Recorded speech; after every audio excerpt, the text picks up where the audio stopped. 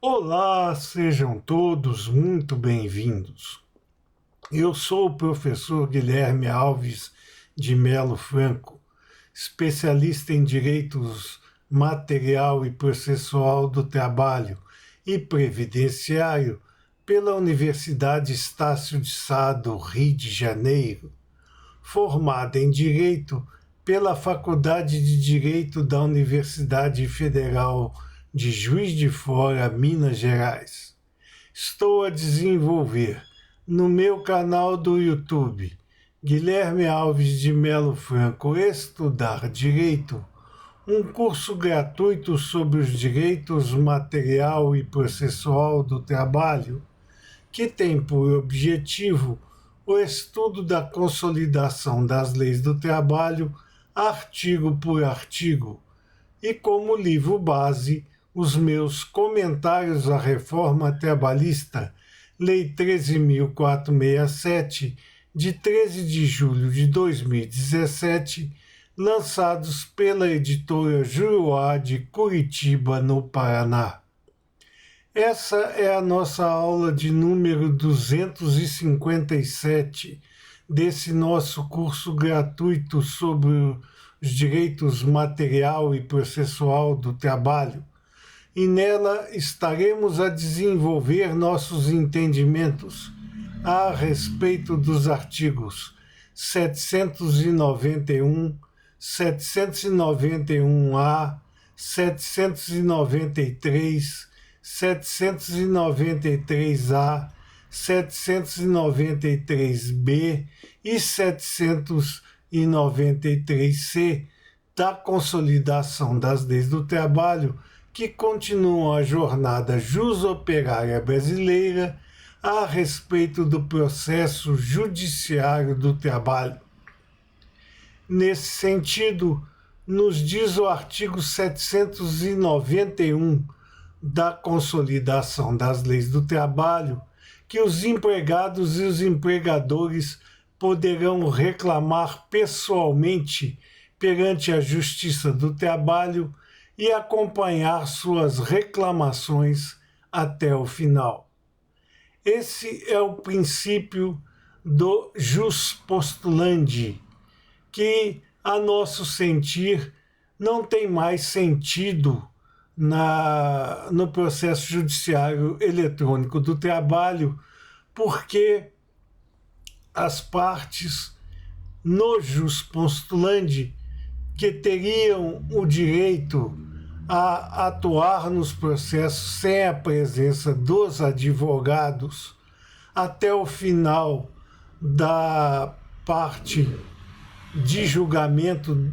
processual, já que em fase de recursos, os atos praticados em forma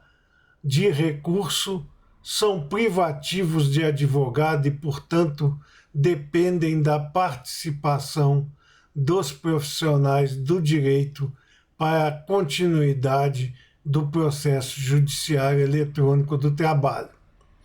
Todavia, o jus postulandi, a nosso ver, ele é uma situação utópica que poderia ter tido a sua validez quando da implementação da consolidação das leis do trabalho, mas atualmente não gera muitos efeitos, já que ao participar da audiência de instrução e julgamento, a parte terá destinada a si a impugnação da peça inicial e dos documentos juntados, além de ter que analisar por parte do empregado toda a documentação e as razões expendidas pela parte reclamada, o que falece de conhecimento técnico para tanto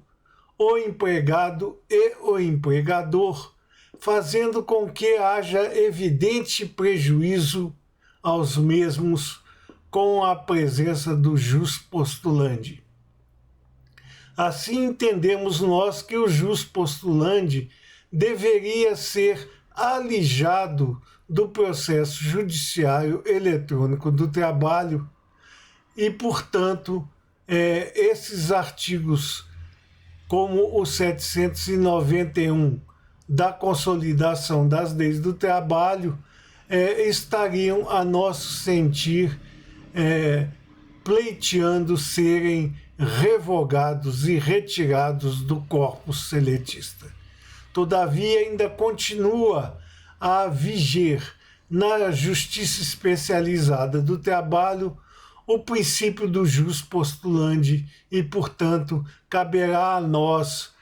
nesse nosso estudo desse curso gratuito sobre os direitos material e processual do trabalho, expender nossas considerações a respeito do mesmo. Continua a nos dizer o artigo 791 da Consolidação das Leis do Trabalho, dessa feita em seu parágrafo 1º,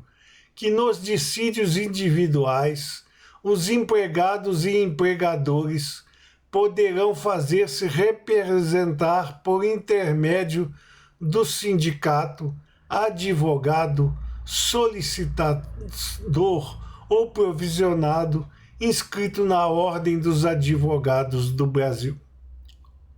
Aqui cabe aquele parênteses que nós temos feito desde o começo desse nosso curso gratuito sobre os direitos material e processual do trabalho, de que a reforma trabalhista, implementada pela Lei 13.467, de 13 de julho de 2017, perdeu a oportunidade ímpar de enxugar o texto seletista e de alijar do mesmo aquelas situações que não mais existem dentro do procedimento jusoperário brasileiro ou que caíram em desuso por força de sua evidente participação mais efetiva e mais moderna do processo judiciário eletrônico do trabalho. Nesse sentido, não há mais a figura do solicitador ou do provisionado junto à Ordem dos Advogados do Brasil, sendo, pois, a representação processual aplicada imediatamente, apenas e tão somente aos advogados regularmente inscritos nos quadros da Ordem dos Advogados do Brasil. Portanto, não há mais a figura do advogado solicitador ou provisionado. Portanto, apenas os advogados podem representar as partes no processo judiciário eletrônico do trabalho, ainda que seja possível que os empregados sejam representados por intermédio do seu sindicato de classe, mas ainda assim o sindicato de classe deve promover a contratação de um profissional do direito para representar os interesses dos empregados substituídos. Nos diz ainda o artigo 791 da Consolidação das Leis do Trabalho, dessa feita em seu parágrafo 2º, que nos dissídios coletivos é facultada aos interessados a assistência por advogado. Ora, depois do advento da Lex Fundamentalis de 1988, que traz em si a afirmativa de que o advogado é indispensável à administração da justiça, não há mais como os sindicatos e interessados participarem dos procedimentos judiciais eletrônicos de dissídio coletivo, sem a presença de advogados. Portanto, o parágrafo 2º do artigo 791 da Consolidação das Leis do Trabalho encontra-se tacitamente revogado e deveria ter sido, pela reforma trabalhista, deslocado do texto seletista para fazer com que o mesmo se apresentasse de maneira moderna e sem formas antiquadas de desenvolvimento normativo. Mas não o fez e continuamos aí com essa situação em que a reforma trabalhista, no geral, embora tenha trazido ao texto seletista algumas modernidades, deixou de cumprir a sua precípua tarefa de modernizar o texto seletista.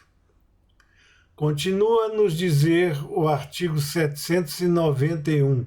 da Consolidação das Leis do Trabalho, dessa feita em seu parágrafo 3º, que a constituição de procurador com poderes para o foro em geral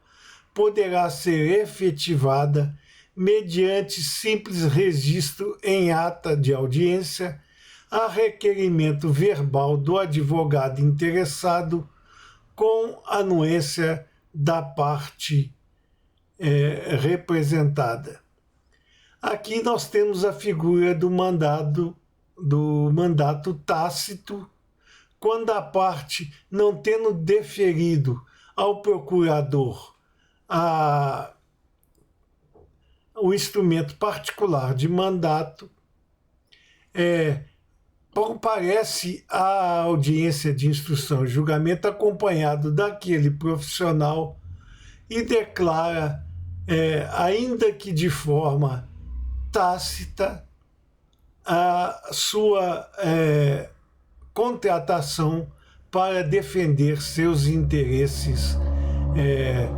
durante o ato do processo judiciário eletrônico do trabalho. Essa situação só pode ser efetivada com relação ao empregador, já que com relação ao empregado é necessário para o ingresso em juízo que o reclamante defira ao profissional do direito a efetiva presença do instrumento particular de mandato, sem o qual não é possível postular através de advogado na Justiça Especializada do Trabalho. Então, comparecendo à audiência o empregador com seu advogado, mas sem a presença do instrumento particular de mandato, ele poderá ser admitido como profissional responsável pela defesa do reclamado, pelo simples fato de ter participado da audiência, ter apresentado defesa e estar acompanhado do representante legal do reclamado, o que dá a ele capacidade postulatória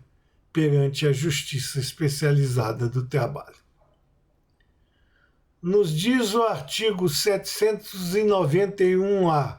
da Consolidação das Leis do Trabalho que o advogado,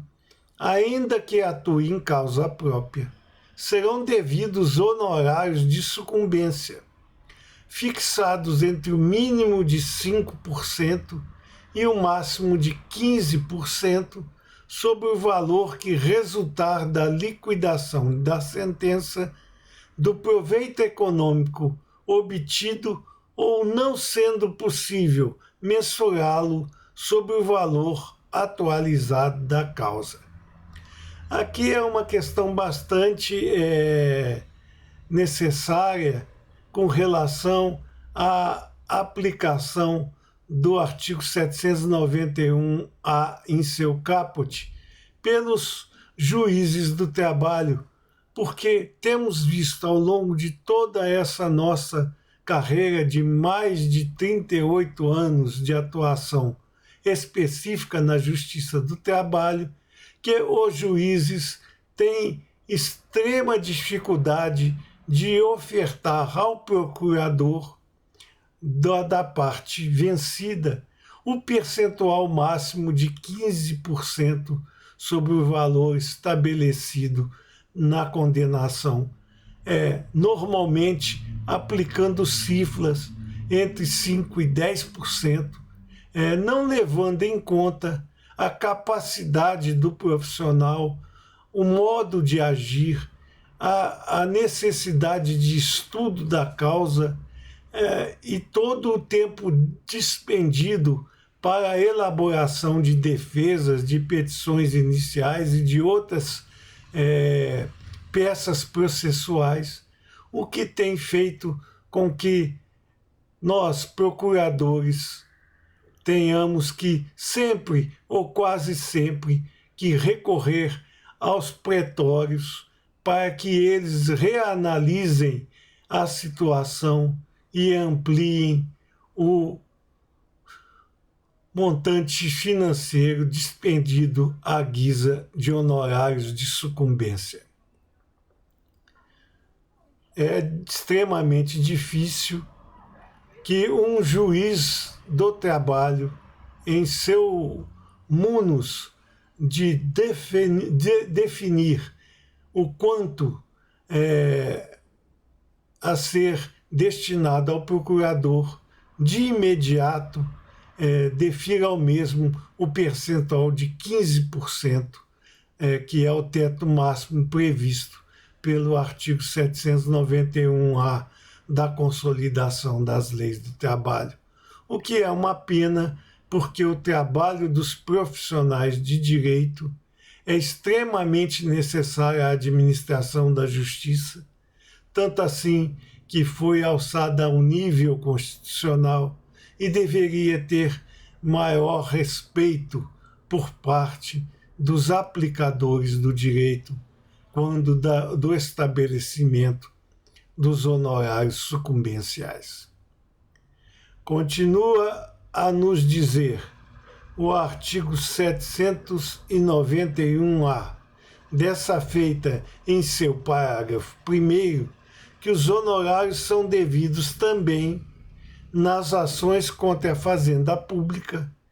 e nas ações em que a parte estiver assistida ou substituída pelo sindicato de sua categoria. No processo judiciário do trabalho, os honorários de sucumbência são sempre devidos pela parte vencida em favor do procurador da parte vencedora e, portanto, ainda que não seja só procedimentos contra a fazenda pública ou quando houver assistência sindical, o vencido tem que pagar ao procurador do vencedor o percentual estabelecido como honorários sucumbenciais. Continua a nos dizer o artigo 791-A da Consolidação das Leis do Trabalho, dessa feita através de seu parágrafo 2º, que ao fixar os honorários, o juízo observará.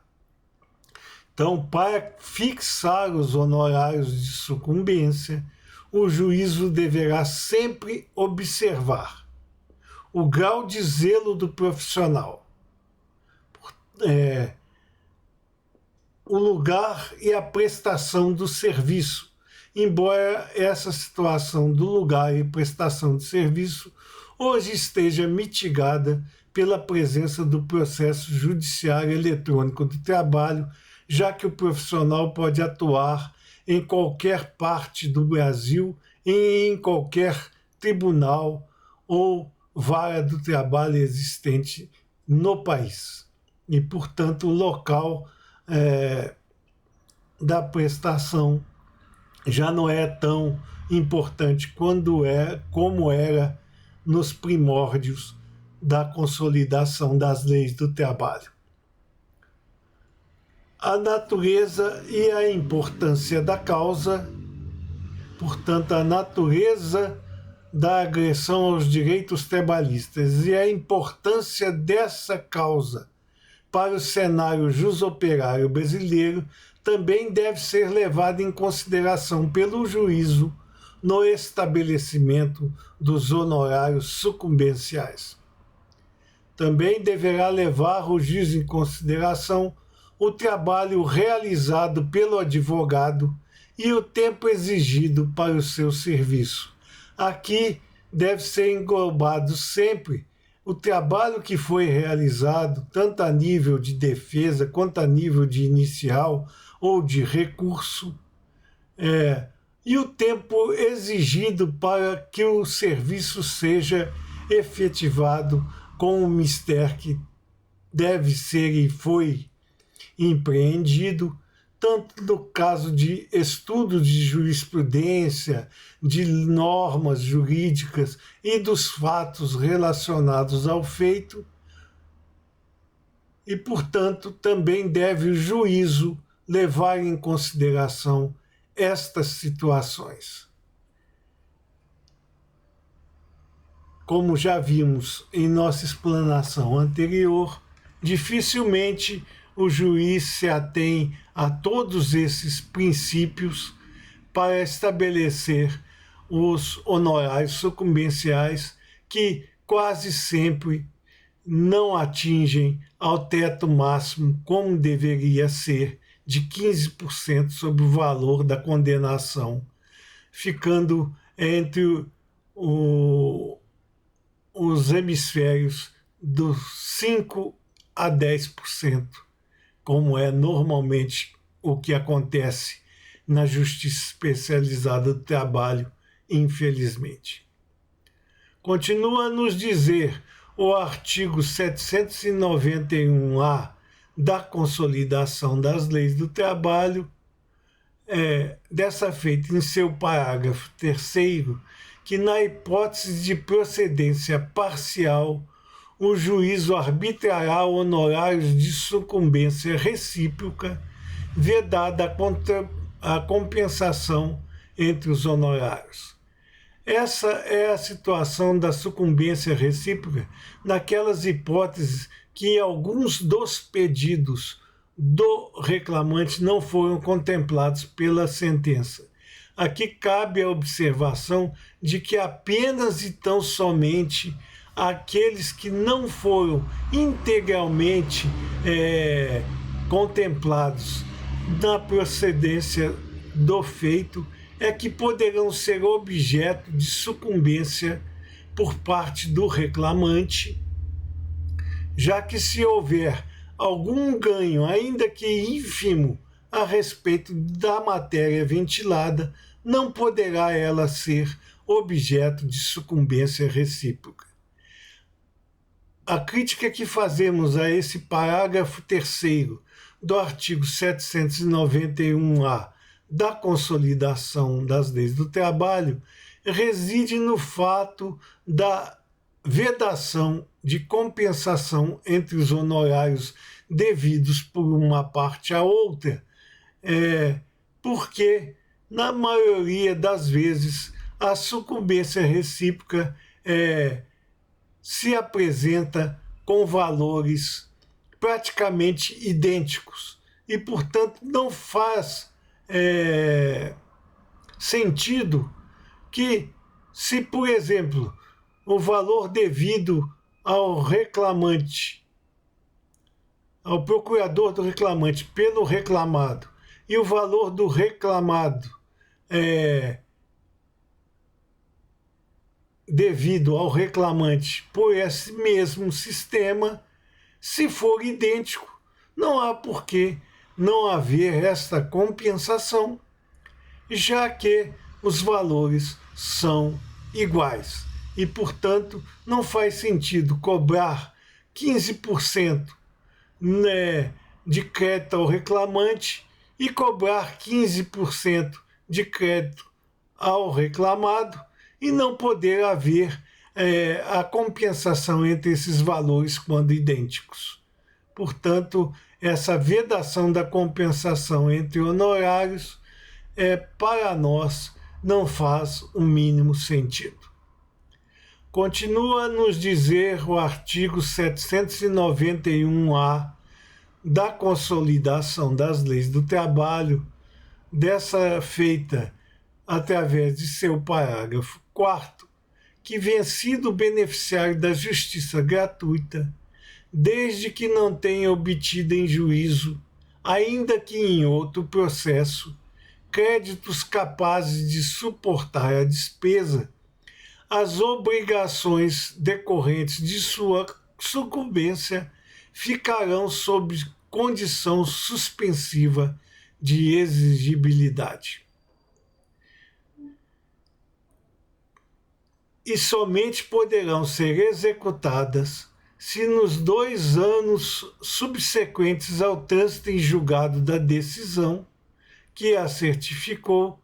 o credor demonstrar que deixou de existir a situação de insuficiência de recursos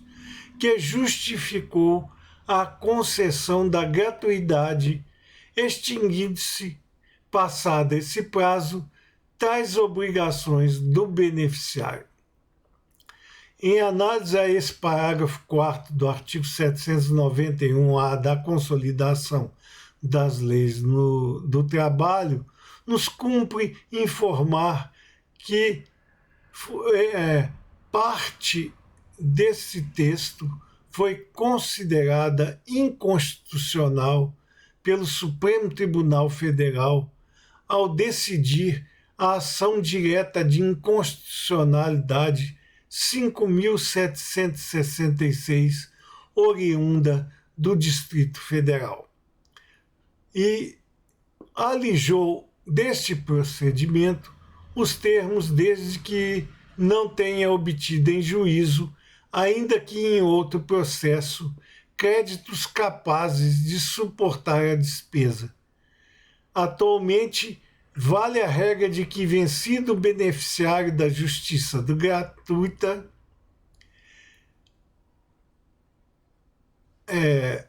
ficarão os honorários de sucumbência de que foi condenado em condições suspensivas de sua exigibilidade por 2 anos subsequentes ao trânsito em julgado da decisão que o certificou, cabendo ao credor demonstrar que deixou de existir dentro desses 2 anos a situação de insuficiência de recursos que justificou à época da prolação da peça decisória a concessão da gratuidade. Passados esses 2 anos e não havendo a comprovação do estado de suficiência de recursos da parte devedora, estas obrigações estarão automaticamente extintas e não poderão ser mais cobradas na Justiça Especializada do Trabalho dentro do processo judiciário eletrônico trabalhista.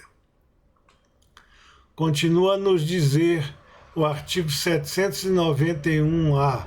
da Consolidação das Leis do Trabalho, dessa feita em seu parágrafo 5º, que são devidos honorários de sucumbência na reconvenção. A reconvenção, ainda que seja tida como um processo à parte, uma ação igual e contrária da parte reclamada em detrimento do reclamante,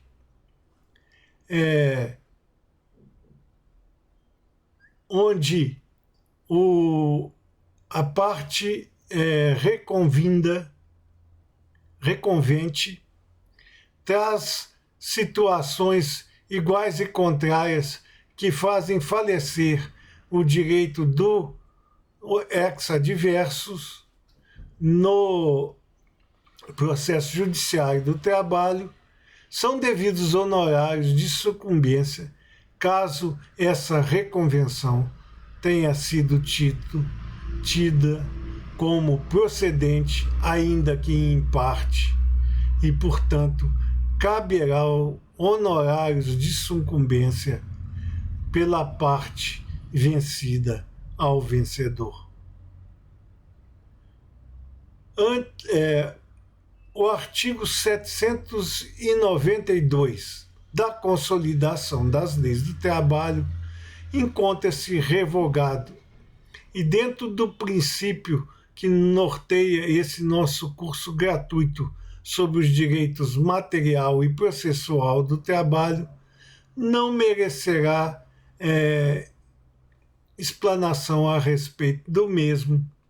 já que não faz mais parte do ambiente jusoperário brasileiro dentro daquilo que estabelecemos desde o princípio como norma para esse nosso curso gratuito sobre os direitos material e processual do trabalho. Nos diz o artigo 793 da Consolidação das Leis do Trabalho que a reclamação trabalhista do menor de 18 anos será feita por seus representantes legais e, na falta destes, pela Procuradoria da Justiça do Trabalho, pelo sindicato, pelo Ministério Público Estadual ou curador nomeado em juízo. Portanto, um menor de 18 anos não pode, por si só, ingressar com processo judiciário do trabalho, devendo ser assistido ou representado de acordo com a situação etária desse menor, para que a reclamação trabalhista pretendida pelo mesmo seja levado a termo. Nos diz o artigo 793-A da Consolidação das Leis do Trabalho, que responde por perdas e danos àquele que litigar de má-fé, como reclamante, reclamado ou interveniente. Aqui nós temos a situação da litigância de má-fé, quando uma parte atua em detrimento da outra, de maneira que vá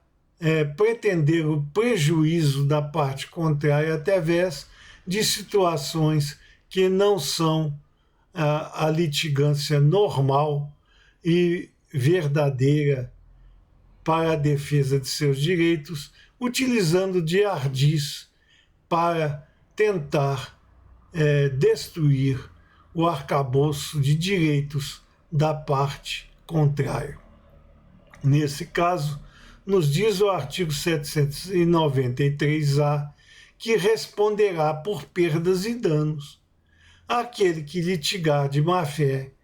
como reclamante, como reclamado ou mesmo como interveniente, entendendo-se aqui o terceiro interessado, que pode participar do processo em determinadas situações. Havendo comprovação da litigância de má-fé, caberá à parte prejudicada perceber que lhe prejudicou as competentes indenizações por perdas e danos. Nos diz o artigo 793-B da Consolidação das Leis do Trabalho que considera-se litigante de má-fé aquele que deduzir pretensão ou defesa contra texto expresso de lei ou fato incontroverso. Ou seja, aquele que tentar alterar a verdade dos fatos através da utilização de situações já previstas e cristalizadas em norma jurídica ou mesmo dentro de situações em que os fatos expendidos pela inicial são incontroversos, caberá ser ele obrigado a pagar a parte prejudicada a indenização correspondente por perdas e danos. Também caberá a mesma situação àquele que alterar a verdade dos fatos para obter para si vantagem que, se a verdade dos fatos for trazida a lume de forma correta, vai impedir a destruição dos direitos da parte contrária. Também caberá a caracterização como litigante de má-fé daquele que usar o processo para conseguir o objetivo ilegal, portanto, aquele que utilizasse do processo para obter objetivo ilegal, como, por exemplo, a declaração de existência de contrato individual de trabalho, que na verdade nunca existiu, aquele que usar do processo para comprovar pagamentos que nunca existiram, tudo isso, quando houver o uso do processo para conseguir o objetivo ilegal, será considerado litigância de má-fé. O juízo também considerará como litigante de má-fé aquele que opuser resistência injustificada ao andamento do processo, como, por exemplo, o reclamado que se furta a ser intimado ou notificado, escapando ou se evadindo dos locais em que se encontra domiciliado, dizer que não está quando está, impedir de qualquer maneira a notificação a respeito de algum ato processual sem justificativa, vai opor resistência injustificada ao andamento do processo e será considerado litigante de má-fé.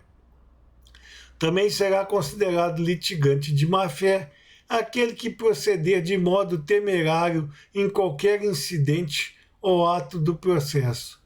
Aquele que se aproveitar ou tentar se aproveitar de qualquer incidente ou ato de processo para ganhar tempo, ou seja, procrastinar o feito, obter alguma vantagem ou mesmo impedir o andamento normal do processo, procedendo de modo temerário, quer dizer, utilizando-se das formas, ainda que legais, para impedir o rumo normal do processo, será também considerado como litigante de má-fé. Também é litigante de má-fé aquele que provocar incidente manifestamente infundado, ou seja, um recurso que não tem cabimento legal, que é colocado nos autos apenas e tão somente para ganhar tempo, para poder fazer com que haja alguma vantagem para a parte, ganhando tempo ou impedindo o final do processo, ou mesmo impedindo a realização de pagamentos à parte credora. Todo tipo de incidente manifestamente infundado também será considerado no processo judiciário eletrônico do trabalho como litigância de má-fé. Também será litigante de má-fé aquele que interpuser recurso com intuito manifestamente protelatório, que é justamente aquilo que nós já alertamos há pouco, de fazer com que, ainda que haja possibilidade jurídica de recorrer de determinada matéria ou decisão, interpuser esse recurso com intuito manifestamente protelatório, ou seja, não havendo nenhuma base para que aquele recurso seja interposto, e o mesmo é interposto apenas para ganhar tempo, será também considerado como litigante de má-fé aquele que assim agir. Nos diz o artigo 793-C da Consolidação das Leis do Trabalho, que de ofício ou a requerimento, o juiz condenará o litigante de má-fé a pagar multa que deverá ser superior a 1% e inferior a 10% do valor corrigido da causa, a indenizar a parte contrária pelos prejuízos que esta sofreu e arcar com os honorários advocatícios e com todas as despesas que efetuou. Aqui é a situação da aplicação ao litigante de má-fé das multas pertinentes a seu litígio desprovido de boa-fé, que poderá ser efetivada de ofício, ou seja, por conta da manifestação volitiva própria do magistrado, ou mesmo a requerimento da parte prejudicada. O juiz, então, condenará o litigante de má-fé a pagar a multa, que deverá ser superior a 1% e inferior a 10% sobre o valor corrigido da causa. Aqui vejam bem que é o valor corrigido da causa e não do valor da condenação. Como indenização pelos prejuízos que a parte sofreu e também a arcar com os honorários advocatícios e com todas as despesas efetivadas pela parte prejudicada. Nos diz o artigo 793-C da Consolidação das Leis do Trabalho, dessa feita em seu parágrafo 1º, que quando forem 2 ou mais litigantes de má-fé, o juízo condenará cada um na proporção de seu respectivo interesse na causa ou solidariamente aqueles que coligaram para lesar a parte contrária. Então, quando houver mais de um litigante de má-fé, o juízo condenará cada um na proporção do seu respectivo interesse, havendo interesses diversos, porque normalmente o que acontece é que os interesses são coligados e, portanto, há solidariedade nos que se juntarem para lesar a parte contrária. Então, nesse caso, a litigância de má-fé será punida com a condenação solidária daqueles que se coligaram para lesar a parte contrária. Havendo situações diversas de litigância de má-fé, cada um será, quando houver mais de um litigante, condenado na proporção de seu respectivo interesse na causa. Continua a nos dizer o artigo 793-C da Consolidação das Leis do Trabalho, que quando o valor da causa for irrisório ou inestimável, a multa poderá ser fixada em até 2 vezes o limite máximo dos benefícios do regime de previdência social. Então, a situação aqui é daquele valor de causa irrisório, e isso, esse caráter tem que ser aquilatado por manifestação própria do juízo, que poderá entender ou não ser irrisório o valor destinado da causa, ou se o mesmo for inestimável, como é o caso das ações declaratórias, em que não há um valor especificado para aquela atitude, e que, portanto, necessário se faz o arbitramento do mesmo. A multa poderá ser fixada em até 2 vezes o limite máximo dos benefícios do regime da Previdência Social. Então, poderá a multa ser aplicada com base no dobro do limite máximo dos benefícios da Previdência Social, quando o valor da causa for irrisório ou inestimável. Continua a nos dizer o artigo 793-C da Consolidação das Leis do Trabalho, dessa feita em seu parágrafo 3º, que o valor da indenização será fixado pelo juízo, ou, caso não seja possível mensurá-lo, liquidado por arbitramento ou pelo procedimento comum nos próprios autos. Então, aqui é a situação complementar ao parágrafo 2º do artigo 793-C, que nós acabamos de estudar. Portanto, o parágrafo 3º desse mesmo artigo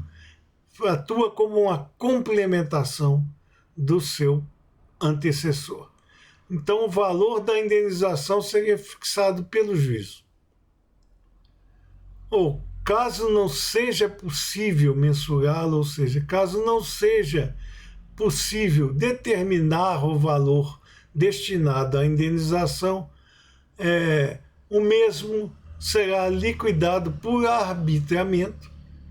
ou pelo procedimento comum nos próprios autos. Portanto, não havendo possibilidade de fixação pelo juízo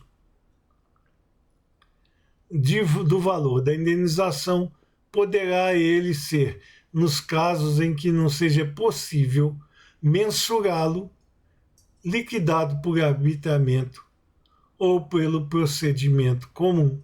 nos próprios autos.